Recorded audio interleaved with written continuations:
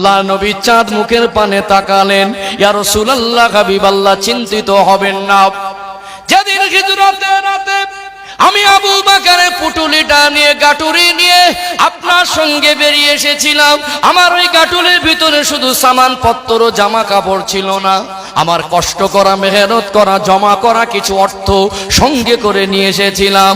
এই মনে করেছিলাম মদিনা নতুন জায়গা, আল্লাহ নবীর সঙ্গী হয়ে যাব।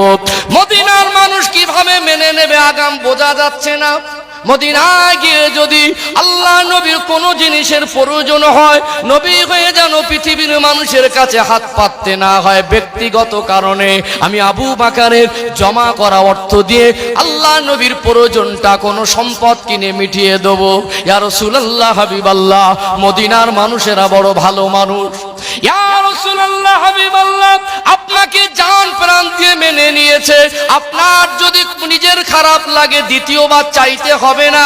আমার জমা করা অর্থগুলো মসজিদের জায়গা কিনবার জন্য পয়সা কম পড়েছে বলে আমি সমস্ত অর্থটা যতটা সঙ্গে এনেছি আল্লাহ রাস্তায় দান করে দিলাম। জোরে বলেন না সুবহানাল্লাহ। ও মাইজানেরা, সোনার মানিক যুবকেরা, আব্বারা মায়েরা, ঘটনা অনেক লম্বা, আমি বোঝাতে চাইছি। আল্লাহ নবী হিজরত করে মদিনা শরীফে যাওয়ার পরে বর্তমান সময়ে যে নবাবী শরীফ মসজিদ, যে জায়গা, ওই জায়গা মসজিদে নবাবী শরীফের হিস্টোরি ইতিহাস পড়ে দেখবেন, ওই জায়গা কিনবার সময় আমার নবী এতিমের সম্পদ বান্দার হকটা ভুলেছিলেন না, মনে রেখেছিলেন। তার হক এখানেও বান্দার হক। আপনাদের দিকে সবজি চাষ হয় নাকি? ভাবজিরা সবজি চাষ হয় নাকি? পাশে হয়, এলাকায় কি হয়? ধান চাষ। ধান চাষ। আলগুলো ঠিক আছে তো? জমির আল ঠিক আছে? অসুরে শুনে তো বুড়ো হয়ে গেছি, আল ঠিক করতে পেরেছি? কিছু কিছু মানুষ বলে মাজায় ব্যথা, কোমরে ব্যথা, গেরোয় ব্যথা, ঘাড়ে ব্যথা, শিরায় ব্যথা, আলে কোপ মারার সময় তো ভোল্টেজ বেড়ে যায়। 33 শতক করে 2 বিঘে জমি, পাশাপাশি এক বেচারা লিজ দিয়ে চলে গেছে। এ চাচাজি যখন কোপ মারে ঝেড়ে ঝেড়ে মারে। যে বেচারা জমি লিজ নিয়ে চাষ করছে ও বলছে, চাচাজি আপনি কি করছেন? মনে হয় ঠেলে ঠেলে চলে আসছেন, এই তোর বাপের জমি। এ লোক দেখছে, তাই তো বুড়ো মেরে খুনের দায় কথা বলে না, ধাক্কা মারার আগে এক টাল ঘটে করবে, দরকার নেই। বলছে না চাচাজি ঠিক বলেছেন, আমার তো বাপের জমি না, আমি লিচে চাষ করছি, আমি 4 বছর পরে নিজেই থাকবো না এখানে। 4 বছর পরে জমির মালিক জমি ফিরে পেয়ে জমির মাথায় এসে দেখছে 33 শতক করে 2 বিঘে, একদিকে চোখের আন্দাজে বোঝা যাচ্ছে 34 আর একদিকে 32। কি হলো? 4 কিলো ধান বেশি হবে। কি হবে ঠেলে দিয়ে? 20টা বাঁধাকপি বেশি হবে, 1.5 কিলো সর্ষে বেশি হবে। কি হবে ঠেলে দিয়ে? বেশি বেশি আপনার হয়তো 2 কিলো পটল বেশি হবে, এর থেকে তো বেশি নয়। মোমেন যিনি হবেন, ইমানদার যিনি হবেন, মুসলমান যিনি হবেন, আলে কোপ মারতে গেলে কলিজা আল্লাহর ভয়ে কেঁপে উঠবে। এই মাটি আমার না, আমার পূর্বে দুনিয়া ছিলাম না, অন্য কারোর দখলে ছিল। আজ আমি আছি বলে আমার, আমি চলে গেলে আমার ছেলে যদি আমার বাপ সূত্রে আমার সন্তান যদি পায়, ও বেঁচে খাবে না রাখবে, তার কি গ্যারান্টি আছে? আর আমি যেই চিন্তা করছি কাল সকাল পর্যন্ত আমার ছেলে বাঁচবে, ওর কি চিন্তা গ্যারান্টি আছে? অতএব এই জমিনের মালিক প্রকৃত আমি না, কয়েকদিন আমার কাছে আমানত আছে। কি ঠিক বলছি তো নাকি? আল্লাহ, এই সম্পদ আপনার, জমিন আপনার, এই জমিনে আমাকে যেতে হবে, এটা হলো আমার আসল বাড়ি। আমি সজ্ঞানে নিজের ইচ্ছায় 100 অনেক দূরের 1 ইঞ্চি যেতে পারি না। আলু রুয়ে দিয়ে বলবে আল্লাহ এটা আমার ক্ষমতায় কিছু হবে না, এই আলু দিচ্ছি, আপনি চাইলে গাছ বার হবে, আর আপনি যদি না চান গাছ হয়ে গোড়ায় ফল হবে না। আল্লাহ এই ধান ফেলে যাচ্ছি, আপনি যদি চান তাহলে এই ধান থেকে বীজ হবে, বীজ থেকে বড় হয়ে একটা ধান থেকে 1 গোছ হবে, আল্লাহ এতে অনেক ধান হবে, আল্লাহ আপনি বরকত দেন। এটা হবে মোমেনের চিন্তাধারা, যার অন্তরে, যার কলিজায় আল্লাহর ভয় বেশি থাকবে। আলের মাথায় গিয়ে কোপ মারতে গেলে কলজে কেঁপে উঠবে, তিনি হবেন মোমেন। ঠেলে ঠেলে যাচ্ছে, আলগুলো বেকা, যখন ওখানে গোছ রয়ে মনটা খুশি হয়, মনে করছে এখানে একটু জমিটা বেড়ে গেছে। এত আযাব গজব হবে না? আমরা যদি আলে কোপ মারার সময় আল্লাহর ভয় করি, আল্লাহ ফসল ক্ষতি করে দিতে গজব দিয়ে আল্লাহ নিজের দয়া হবে। আমরা এখান থেকে উঠে গিয়ে সকালবেলা যদি নিজের ইচ্ছায় জমির আল ঠিক করতে পারি, তবে আল্লাহ আমাদের উপরে খুশি হবে। মাথা তো ঠুকছে খুব কাজটা করে, কিন্তু আর সাইড গুলো ঠিক করতে হবে। এটা বান্দার হক। আল্লাহর নবী ওখানে এতিমের সম্পদ মনে রেখেছিলেন। এতগুলো মানুষ আপনারা আসেন, কথাটা আমার বলা অত্যন্ত প্রয়োজন মনে করছি। কথাগুলো হয়তো কারোর খারাপ লাগবে, কেন মানুষ এখন দুনিয়ায় স্বার্থে ডুবে আছে। আল্লাহর ফয়সালা কেউ যদি মেনে নিতে না পারে, সে প্রকৃত মুমিন কখনো নয়। আমরা অধিকাংশ মানুষ এই কঠিন রোগে আক্রান্ত। এটা শারীরিক রোগ নয়, এটা মনের রোগ। কি? ভাই বোনের সম্পদ বন্টনে। ভাইয়ের সম্পদটা আব্বা মা মরে যাওয়ার পরে হাসি মনে ছেড়ে দিয়েছি, ভাইয়ের ভাগটা সহজে ছেড়ে দিতে হয় না? ভাইয়ের ভাগ ছেড়ে দেয়নি। দুই ভাই সমান সমান ভাগ করেছি, 1 ফুট না 1 ইঞ্চি এদিক ওদিক নেই, যেখানে খোঁটা পড়েছে ওখানেই মেরেছি। ভাইয়েরটা ছেড়ে দিয়ে ভাইয়ের সঙ্গে সম্পর্ক ভালো। ভাই যদি মায়ের সন্তান হয়, বাপের সন্তান হয়, এরটা হাসি মনে ছেড়ে দিলে বোন তো সেই বাপ মার সন্তান, বোন যতটুকু পাবে আল্লাহর যেটা সিদ্ধান্ত, ওটা হাসি মনে ছাড়তে হবে কি হবে না? ওটা কজন হাসি মনে ছেড়েছি? আপনার বোন যদি বলে আমি শ্বশুর বাড়ি সুখে আছি, ভাইদের কোলে আছে, থাক, কোনো অসুবিধা নেই। কিন্তু কোনদিন যদি দাবি করে ওটা আমার পাওনা, বিনা দ্বিধায় হাসি মনে ভাইটা যেমন ছেড়ে দিলেন ওমন ছেড়ে দিতে হবে। সমাজে বহু মানুষ আছে আমি দেখেছি, পয়সায় বাবু হয়ে গেছে। প্রকৃত বাবু যাদের সম্মান, এখন সব পয়সায় বাবু। ভাইয়ের সম্পদ বুঝে দিয়ে সম্পর্ক ভালো। বোন যেই বলেছে বিপদে মাঝে মাঝে পড়ে যায়, স্বামী স্ত্রী আলোচনা করছে, দেখ একটা জায়গা ঠিক হয়েছে, জায়গাটা যদি কিনতে পারতাম বাচ্চাগুলো সুখে হতো। তো আমার কাছে যে টাকা আছে, এই টাকায় তোটা কেনা যাবে না, তোমার বাপের বাড়ি একটা সম্পদ আছে। মাও নিজের সন্তানের ভালো চায় কি চায় না? তো লোককে দিতে হবে না, ভাইয়ের কোলে আছে ভাইকে দাও।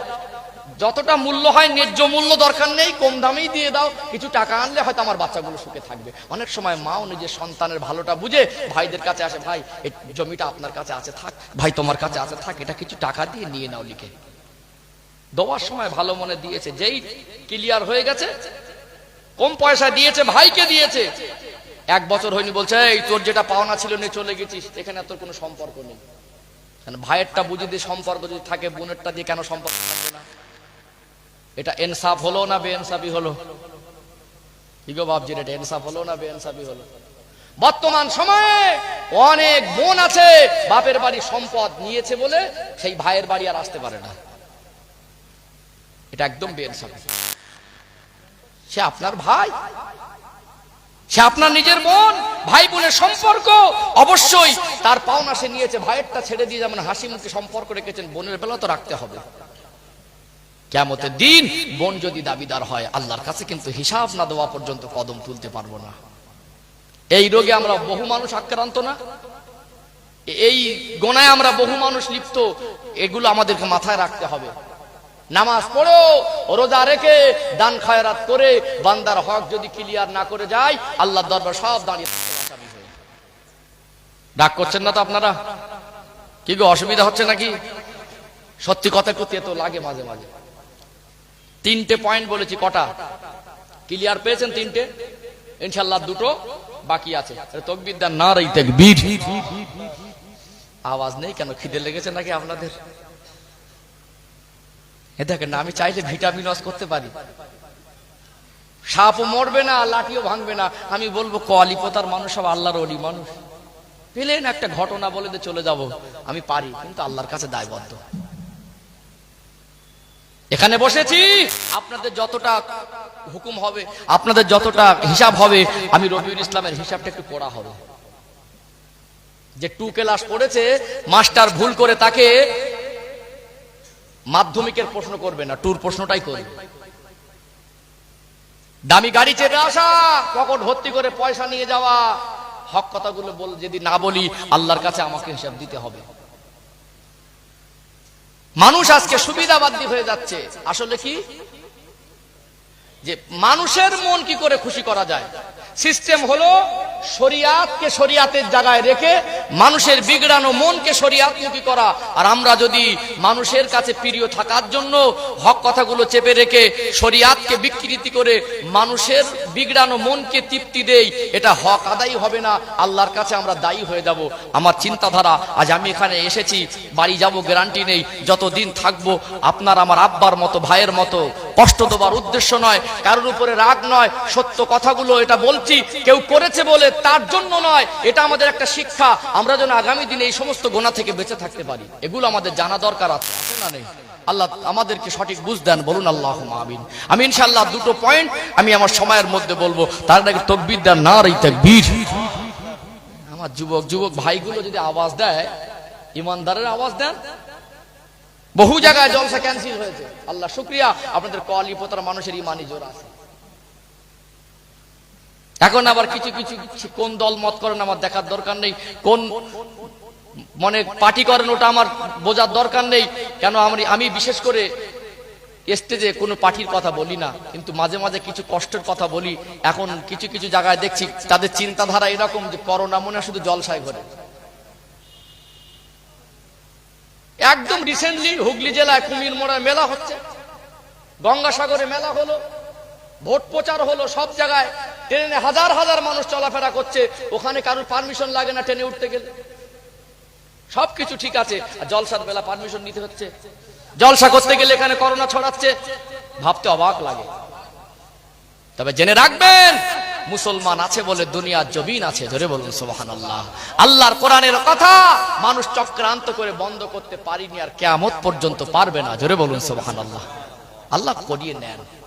আল্লাহ পাক আপনাদের এই প্রচেষ্টা, এই পরিশ্রম, এই মজলিস, এই আবেগ, এই চিন্তাধারা, আল্লাহ পাক আপনাদের এই অর্থ ব্যয়, এই সমস্ত মজলিসের সহ আল্লাহ গ্রামবাসী সবাইকে কবুল করে নেন, বলেন আল্লাহুম্মা আমিন। একটু খুশি মনে তাকবীর দেন না, নারে তাকবীর, মাশাআল্লাহ, আরো জোরে নারে তাকবীর। সিলসিলায়ে হক মুজাদ্দিদুজ জামান, সিলসিলায়ে হক মুজাদ্দিদুজ জামান, নারে তাকবীর। দরুদ শরীফ, আল্লাহুম্মা সাল্লি আলা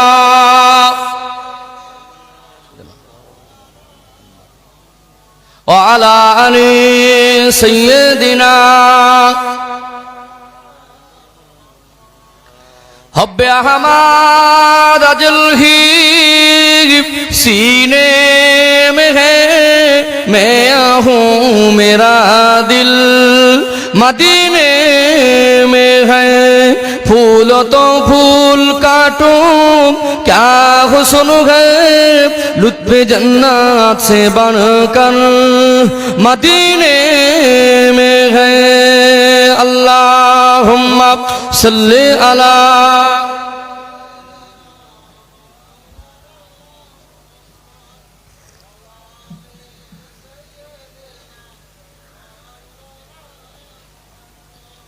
इन हवाओं से कह दो ना आए इधर, मुझको खुशबू की कोई जरूरत नहीं, जिनकी खुशबू से महका सारा जहां, खुशबू मदीने में मौजूद है, अल्लाहुम्मा सल्ली अला।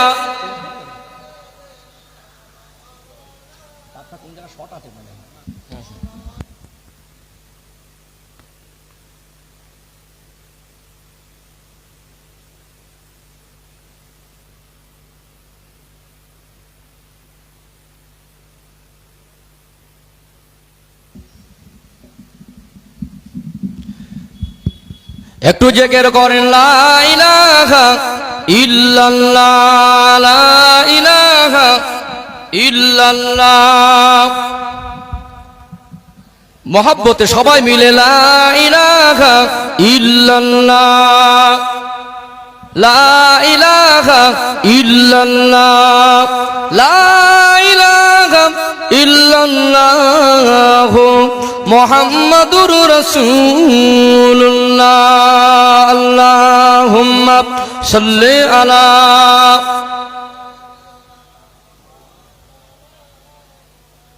ওয়া আলা আলি সাইয়্যিদিনা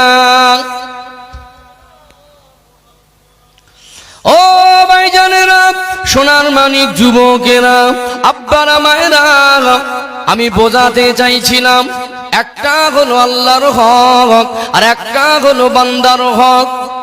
আল্লাহ পাক কোরআন শরীফে বললেন, ইয়া আইয়ুহাল্লাযীনা আমানু ইত্তাকুল্লাহা হাক্কা তুকাতি ওয়া লা তামুতুন্না ইল্লা ওয়া আনতুম মুসলিমুন। ওরে আমার ঈমানদার বান্দা বান্দি, আমি আল্লাহ পাককে যথাযথ ভয় করো, যথেষ্ট পরিমাণে ভয় করো। ওয়া লা তামুতুন্না ইল্লা ওয়া আনতুম মুসলিমুন। বান্দা বান্দি মধ্যে যদি হয় মরণের আগে পরিপূর্ণ মুসলমান না হয়ে মৃত্যুবরণ করো না। আল্লাহকে বেশি বেশি ভয় করুন, বান্দার হক খেয়াল রাখুন। ধনী হন, একদল ধনীকে আল্লাহ ভালোবাসেন।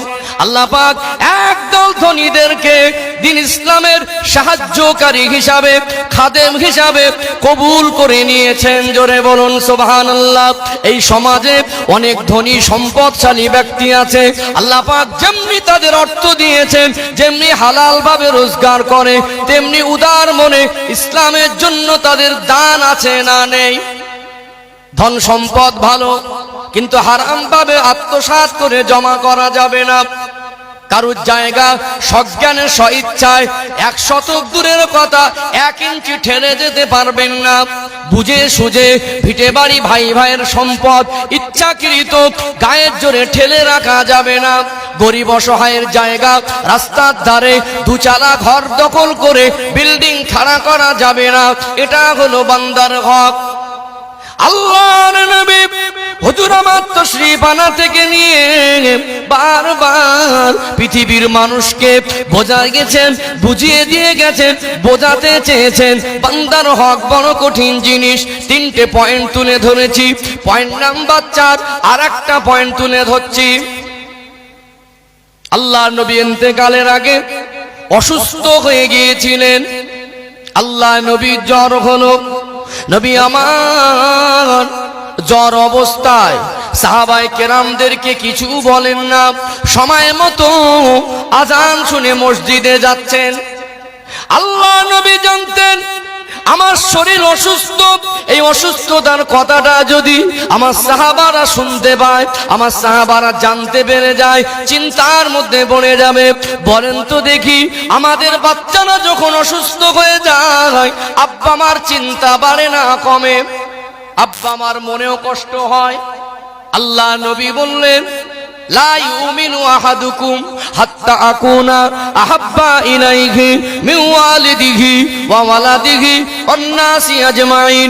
তোমাদের বিবি বাচ্চা, তোমাদের আত্মীয় স্বজন, তোমাদের ধন সম্পদ সর্বাপেক্ষা আমি নবীকে বেশি ভালো না বাসলে তোমরা মুমিন হতে পারবে না।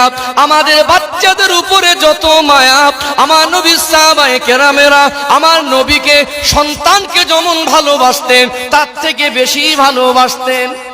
নবী আমার জানতেন আমার সাহাবারা আমার অসুস্থর কথা শুনলে চিন্তায় পড়ে যাবে, এই জন্য আল্লাহ নবী প্রকাশ করছেন না। কয়েকদিন অতিবাহিত হয়ে গেল, ওই অবস্থা আল্লাহ নবী সময় মতো নামাজ পড়ালেন।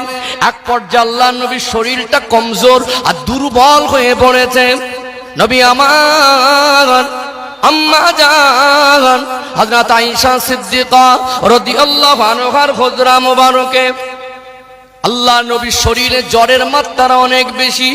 আল্লাহ নবী এতটা অসুস্থ আর হাঁটাচলা করতে পারছেন না। আম্মা জানকে ডাক দিলেন, ও বিবি আয়েশা, শরীরে বড় কষ্ট হচ্ছে, মনে হয় জ্বরের মাত্রা অনেক বেশি।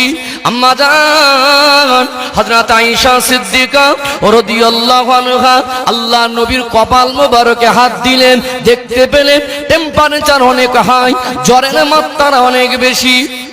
এমন সময় মদিনার মসজিদে নববী শরীফ থেকে হযরত বেলাল রাদিয়াল্লাহু আনহুর কণ্ঠে আযানের আওয়াজ ভেসে আসে। তদানীন্তন সময় ঘড়ি আবিষ্কার হয়নি। আজান হয়ে গেলে কিছু সময় পরে জামাত শুরু হবে। আল্লাহ নবী কি নামাজ প্রতিষ্ঠিত করেছিলেন?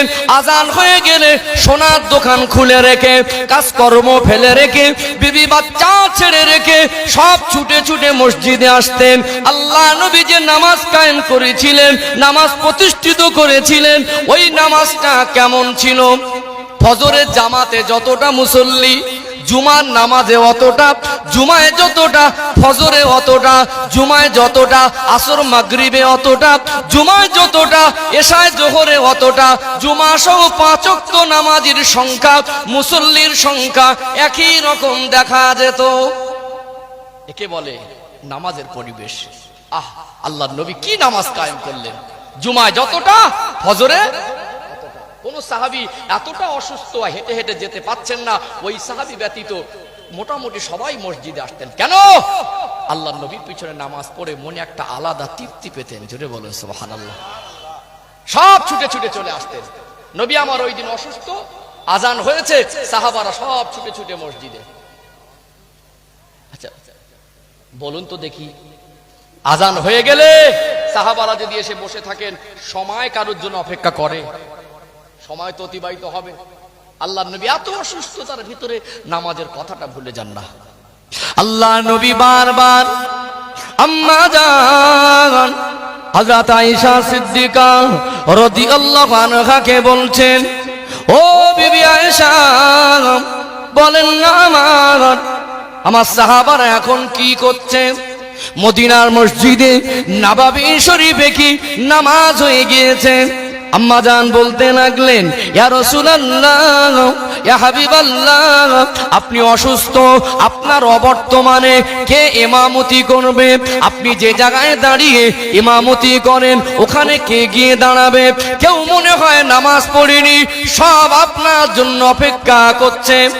আল্লাহ নবী সময় মতো আসতে পাচ্ছেন না। আল্লাহ নবী কষ্টটা চেপে রাখতে পারলেন না। একদিকে অসুস্থ, আল্লাহর নবীর চোখের কোণা থেকে টপ টপ টপ টপ করে পানি গড়িয়ে যায়। তাকবীর, নারে তাকবীর। এইরকম আওয়াজ করে, মন খুলে তাকবীর দেন না। নারে তাকবীর, নারে তাকবীর। औलादे मुजद्दिद ज़मान, औलादे मुजद्दिद ज़मान, भाईजान हुजूर किबला, नारे तकबीर। सिलसिला हक मुजद्दिदुज ज़मान, नारे तकबीर। আমাদের সকলের প্রাণপ্রিয় ভাইজান পীরজাদা আলহাজ সানাউল্লাহ সিদ্দিকী ভাইজান হুজুর, তিনি তাশরীফ এনেছেন। ইনশাআল্লাহ সময়ের মতো আপনাদের খেদমতের সামনে এসে যাবেন। খুশি তো নাকি? আলহামদুলিল্লাহ, সবাই বলেন আলহামদুলিল্লাহ। সম্মানিত উপস্থিতি, যে কথা বলছিলাম, আল্লাহর নবী ওই দিন অসুস্থ, এতটা অসুস্থ, নামাজ পড়াতে হেঁটে হেঁটে একা একা যেতে পাচ্ছেন না। সাহাবায়ে কেরামের এসে বসে আছেন। বলুন, আল্লাহর নবী যদি দেরি করেন, ওই জায়গায় গিয়ে সরাসরি করে দাঁড়াবে?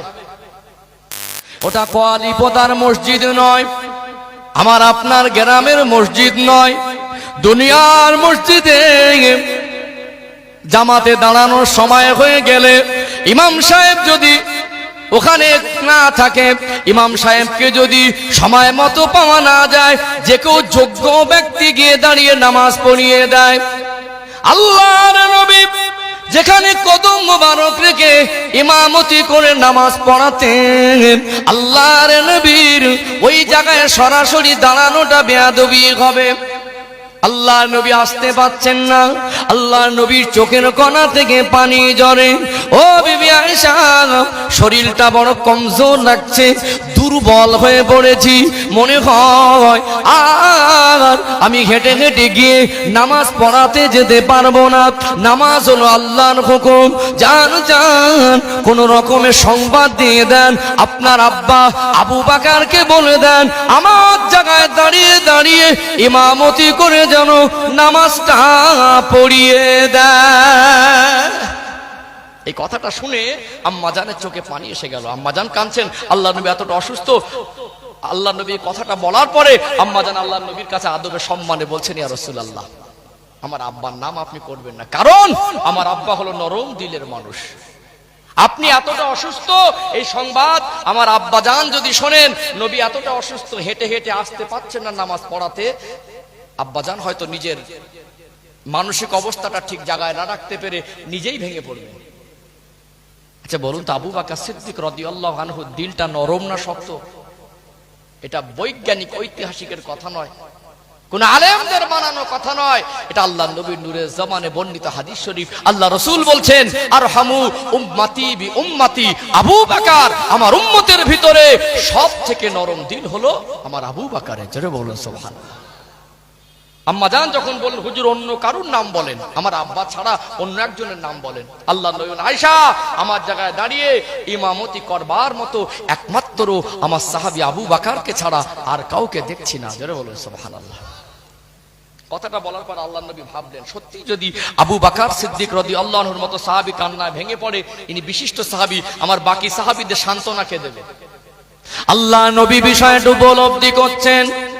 মসজিদে নববী শরীফে আমি যদি না যাই, নামাজ কেউ পড়াবে না, সব বসে বসে অপেক্ষা করবেন। বলুন তো দেখি, আল্লাহ নবী যদি নামাজে আসতে দেরি করেন, আল্লাহ নবীর দরজায় গিয়ে কি ডাকা যাবে? দুনিয়ার ইমাম নয়, দুনিয়ার ইমাম যদি ঘুমিয়ে থাকে, ফজরের আজান হয়ে যায়, ইমাম সাহেবের ঘুম না ভাঙে, মুয়াজ্জিন সাহেব গিয়ে দরজায় বাড়ি মেরে আওয়াজ করে ডেকে দেয়, দুনিয়ার ইমামকে ডাকা যাবে। আল্লাহ নবী যদি হজরা মোবারকে থাকেন, নামাজের রক্ত যদি পার হয়ে যায়, আল্লাহ নবীকে ডাকা যাবে না, আল্লাহ নবীকে ডাকাটা বেয়াদবি হয়ে যাবে। কিছু মানুষের মনে হতে পারে আল্লাহ নবীকে কেন ডাকা যাবে না, একটু ব্যাখ্যা দেই। আমাদের ঘুমটা ঘুম, আল্লাহর নবীর ঘুমটা হলো ঘুম মোবারক। আমাদের ঘুমে উজু নষ্ট হয়, আল্লাহ নবীর ঘুমে উজু নষ্ট হতো না। আমরা ঘুমালে পাশে কিছু ঘটে গেলে আমরা বুঝতে পারি না, আল্লাহ নবী জাগ্রত অবস্থায় যেমন উপলব্ধি করতেন, নবী আমার ঘুম মোবারক অবস্থায় থাকলে আমার আল্লাহ পাক আমার নবীকে জাগ্রতর মতো উপলব্ধি করাতেন। যে নবীর ঘুমে উজু নষ্ট হয় না, নবী আমার এমন নামাজ কায়েম করলেন, জুমা সহ 5 ওয়াক্ত, মুসল্লি একই সংখ্যা, সেই নবীকে নামাজের জন্য ডাকার কোনো প্রয়োজন নাই। নবীকে কেন ডাকতে হবে? আল্লাহ নবীকে ডাকা বেয়াদবি। আল্লাহ নবী তো আমার আপনার মতো ইচ্ছাকৃত নামাজ কোনোদিন কাজা করতেন না, আল্লাহ নবীকে ডাকার কোনো প্রশ্নই থাকবে না। আল্লাহ নবীকে ডাকা যাবে? বেয়াদবি হবে। রাসূল আমার এই নামাজ প্রতিষ্ঠিত করলেন, সেই নবীকে ডাকার কোনো প্রশ্নই আসতে পারে না। আল্লাহ নবী যেতে পারছেন না, নবীর চোখের থেকে টপ টপ করে আমার রাসূলের চোখের গোড়া থেকে পানি গড়িয়ে যাচ্ছে। আম্মা জান আল্লাহ নবীর কাছে বসে, ও বিবি আয়েশা, আমি যাব নামাজ পড়াতে যাব, একটু পানির ওযুর ব্যবস্থা করেন। আল্লাহ নবীকে ওযু করালেন। আর কিতাবের ভিতরে আমার নবী জীবনীর ভিতরে এসেছে, আল্লাহ নবী ওই দিন এতটা অসুস্থ হয়েছিলেন, নবী আমার একা হেঁটে হেঁটে যেতে পারেন নাই। আল্লাহর নবীর 2 জন সাহাবীর কাঁধের উপরে ভর দিয়ে এই যে নববী শরীফে গিয়েছিলেন, এটা ছিল আমার নবীর জীবনের শেষ যাওয়া। আল্লাহ নবী 2 জন সাহাবীর কাঁধে ভর দিয়ে ওই দিন নববী শরীফে গিয়েছিলেন। একদিকে ছিলেন আল্লাহ নবীর জামাতা শেরে খোদা হযরত আলী কারামুল্লাহ ওয়াজহু, অপর দিকে হযরত আব্বাস রাদিয়াল্লাহু আনহু। আল্লাহ নবী 2 জন সাহাবীর কাঁধে ভর দিয়ে আল্লাহ নবী নববী শরীফে পৌঁছালেন। এই অসুস্থ শরীর দেখে সাহাবায়ে কেরামেরা আল্লাহ নবীকে দেখে কান্নায় ভেঙে পড়লেন। গোটা নববী শরীফে কান্নার লুটে গেল। আল্লাহ নবী দেখলেন এত কান্নার ভিতরে নামাজ শুরু করা যাবে না। ও বাবা আলী, ও বাবা আব্বাস, একটু আমাকে ধরাধরি করে মেম্বারের উপরে বসিয়ে দাও। আল্লাহ নবী যেখানে দাঁড়িয়ে দাঁড়িয়ে খুতবা দিতেন, ওটা ছিল খাজুর গাছের গোড়া, ওটা হলো উস্তুরে হান্নানা। আল্লাহ নবী বললেন একটু আমাকে ওখানে বসিয়ে দাও।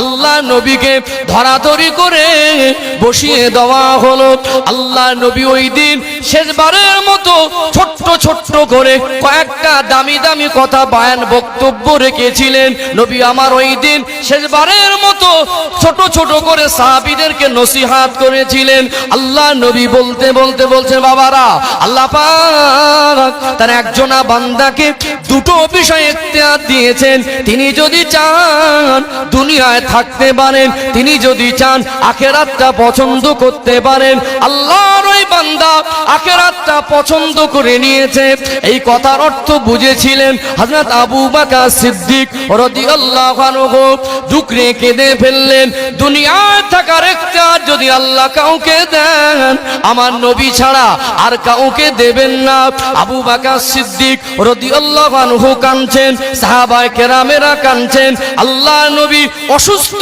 শরীর নিয়ে এটাই ছিল নবী পাকের শেষ আশা সাহাবাদের মাঝে নববী শরীফের পরে আর কোনোদিন নবী আসতে পারেন নাই আমার নবীর ওফাত হয়েছিল কিন্তু এটাই নবী পাকের শেষ আশা আল্লাহ নবী ভাষায় ভঙ্গিতে ইশারা ইঙ্গিতে যেন বারবার সাহাবাদের বুঝিয়ে দিয়েছিলেন বাবারা আমি রাসূল হয়তো তোমাদের মাঝে আর বেশি দিন থাকবো না ও বাবা সাহাবীরা সবর করতে হবে মন শক্ত করতে হবে আল্লাহ নবী বেশ কয়েকটা গুরুত্বপূর্ণ কথা বলেছিলেন তার মাঝে একটা কথা বলেছিলেন ও বাবা সাহাবীরা আমার 63 বছরের জীবন আমার চলাফেরা আমার লেনদেন আমার আচার আচরণ আমার সঙ্গে মুআমেলাত আমার কাছে যদি কারোর কোনো পাওনা থাকে দুনিয়ায় বান্দার ঋণ বড় কঠিন জিনিস বান্দার হক বড় কঠিন জিনিস আজকে দিনে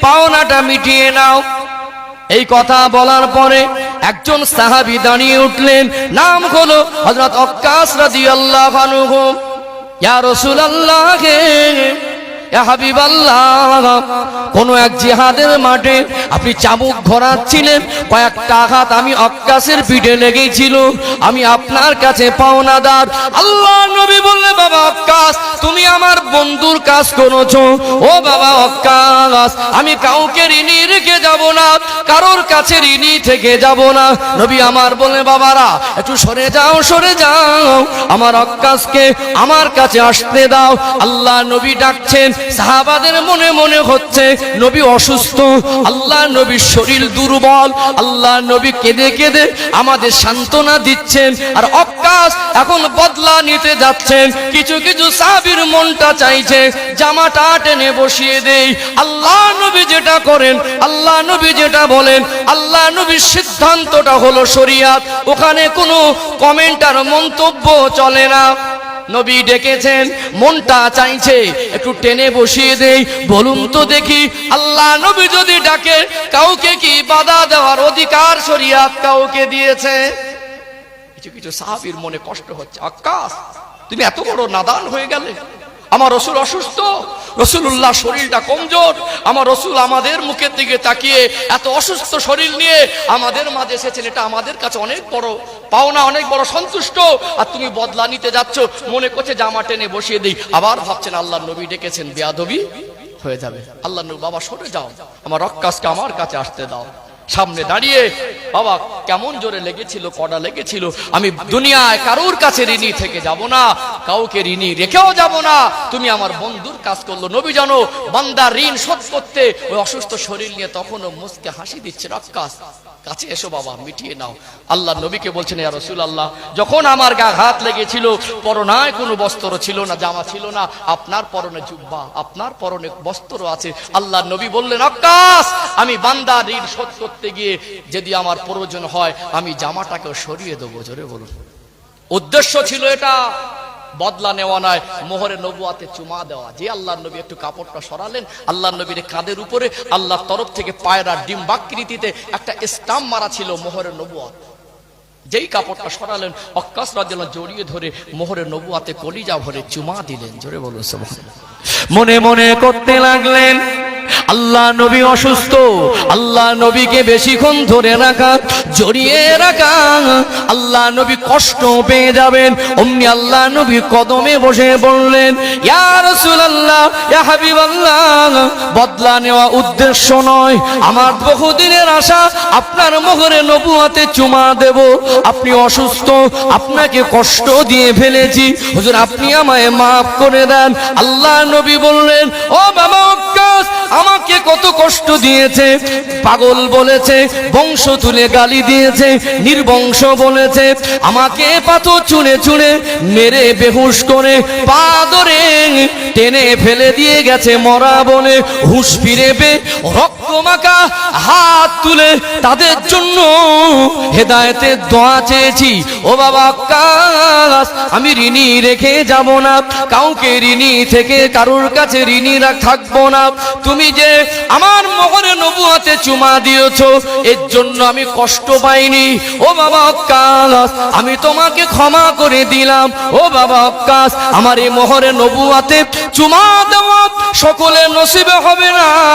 তুমি মোহরে নবুয়তে চুমা দিয়েছো, তোমার নসিবটা বড় খুশনসিব। আল্লাহ দয়াময় তোমার উপরে আল্লাহর 7টা জাহান্নামকে হারাম করে দিয়েছেন। ওই দিন নবী আমার নামাজ পড়েছিলেন, বসে বসে ইমামতি করেছিলেন হযরত আবু বকর সিদ্দিক রাদিয়াল্লাহু আনহু। আল্লাহ নবী জীবনীর ভিতরে এসেছে, আল্লাহ নবী অসুস্থ শরীর নিয়ে এটাই ছিল শেষ যাওয়া। এর পরের থেকে আল্লাহ নবী আর নামাজ পড়াতে নববী শরীফে যেতে পারেন নাই। আল্লাহ নবী অসুস্থ শরীর নিয়ে শেষবারের মতো সাহাবীদের মাঝে গিয়ে ওই দিন বান্দার হকটা ভুলেছিলেন না, মনে রেখেছিলেন। এখানেও বান্দা, বাবা বান্দার ঋণ বড় কঠিন জিনিস। আল্লাহ নবী বলেছিলেন, কারোর কাছে ঋণী থেকে যাব না, কাউকে ঋণী রেখেও যাব না। একটু ভাববেন, অনেকে কিছু গোনাকে গোনাই মনে করিনি। আঙ্গুর কিনবে, 500 গ্রাম নেবে, গিয়ে দাম করছে ভাই কত, এই দাম করার সাথে সাথে গালে অটোমেটিক 8-10টা চলে গেছে। খায় তো খায়, পাকা পাকা খায়, ওটা কি বাপের মাল? একটা আঙ্গুর খেতে গেলে ওই ব্যবসায়ী দোকানদারের পারমিশন নিতে হবে কি হবে না ভাই? এখন আবার কুলের সিজন, কুল হয়তো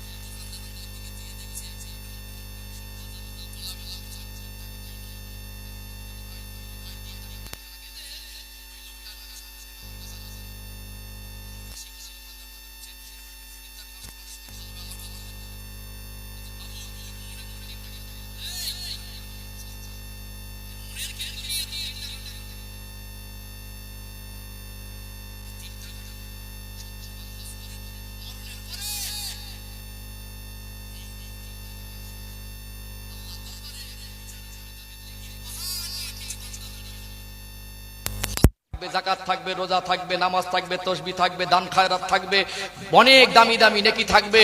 ওই বান্দার নেকি আর গুনাহ আমলনামার পাল্লা চাপানো হবে, নেকির পাল্লাটা ভারী হয়ে যাবে, খোশ হয়ে যাবে, মনে করবে জান্নাতে যাব। হঠাৎ অর্ডার আসবে, ওই বান্দা যেন কদম না তোলে, এখনো বিচার শেষ হয় নাই। বোনের হকটা ফাঁকি দিয়েছিল, শরীকের বেলা পেস খেলেছিল, ওই বোন দাঁড়িয়ে যে আল্লাহ আমার মার পেটের ভাই আমাকে ধোঁকা দিয়েছিল।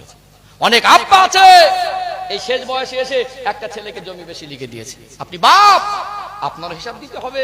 ছেলে অন্যায় করুক, ছেলে বেয়াদবি করুক, তার ফয়সালা শরিয়াত করে রেখেছে, তার ফয়সালা শরিয়াত বলেই দিয়েছে জাহান্নাম। আপনি বাপ, দুটো মেয়েকে বঞ্চিত করে দুটো ছেলের নামে কেন লিখে দিলেন? অনেক ভাই আছে আব্বা অসুস্থ, শেষ বয়সে আর কেউ ভালো করে খোঁজ নেয় না, বার মেরে ঘরে। সামনে গেলে ঠান্ডার সময় রৌদ্রে বসে আছে, একটু ঔষধ কেনার পয়সা পায় না, 50 টাকা চাইবে। এই জন্য বারবার বিবিকে জিজ্ঞেস করছে, এই আব্বা বসে আছে না উঠে গেছে? ফুসফুস করে কথা হচ্ছে, বলে না ঘরে এখন উঠিনি, বল দাঁড়া পরে বার হবো যদি টাকা চায়। 4টে ছেলে এখন আলাদা, বাপ মারার খোঁজ খবর নেয় না। শেষ বয়সে একটা ছেলে বলছে, একটু তাই তো আব্বাকে ভালোবেসেই দেখি। আসলে ভালোবাসা না স্বার্থ ছিল তখন, আগের মতো আব্বার স্মৃতি আর ঠিক নেই, একটু বেশি বকে, একটা কথা বলে ভুলে যায়। বলছে আব্বাকে ভালোবাসা দিয়ে কোলে টেনে বলছে, আব্বা ডাক্তারের কাছে যাও। রাস্তার ধারে ভালো জমি ছিল, আব্বা এখানে একটা সই করেন, নিজের নামে করে নিল। আর এখন জমির দলিল করে রেকর্ড না করলে বোঝা যায় না কার নামে জমি হচ্ছে।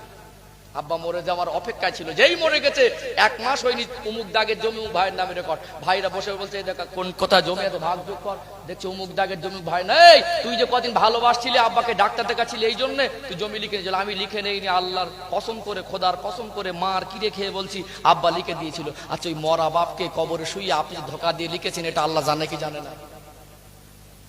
এই মানুষগুলো নেকির পাহাড় নিয়ে যদি দাঁড়ায়, ময়দানে মাহশরে হিসাবগুলো দোয়া ছাড়া একটা কদম তুলতে পারবে না।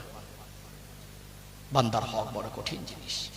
হক শেষ, আঙ্গুরওয়ালার কাছ থেকে বিনা পারমিশনে একটা আঙ্গুর খান, একটা কুল খান, সবজিওয়ালাকে 3 টাকা ফাঁকি দেন, এই গোনাগুলো বান্দার হক। এই গোনা করার পরে হয়তো 30-40 বছর বয়সে করছেন, 60 বছর বয়স হবে, এবার আপনি চলে যাবেন হজে। পয়সা হয়েছে, মসজিদ করবেন 10টা। মরণের পরে আপনার সন্তানেরা আপনার নামে বদলি হজে পাঠাবে। ওই গোনাটা কিন্তু স্বচ্ছ হবেন না। আল্লাহ চাইলে আল্লাহর কাছে অন্যায় করেছিলে মাফ করে দেবেন। ময়দানে মাহশরে আল্লাহ বান্দার বিচার চুল চেরাচুরি করবেন। এই জন্য নবী আমার তাশরীফ আনা থেকে নফা